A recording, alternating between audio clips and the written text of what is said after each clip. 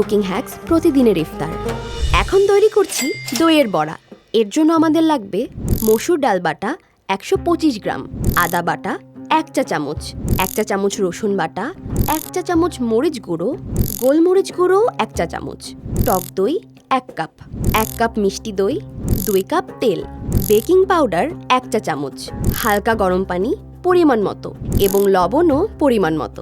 প্রথমে একটি পাত্রে ডাল বাটার সাথে একে একে আদা বাটা, রসুন বাটা এবং বেকিং পাউডার দিয়ে ভালো করে মেখে নিচ্ছি।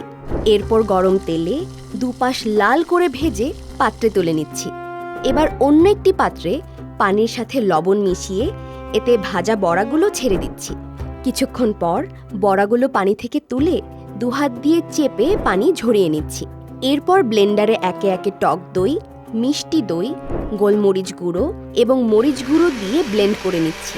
সবশেষে মিশ্রণটি বড়ার উপর ছড়িয়ে দিয়ে ফ্রিজে ঠান্ডা করে পরিবেশন করব দারুণ স্বাদের দইয়ের বড়া। কুকিং হ্যাক্স প্রতিদিনের ইফতার।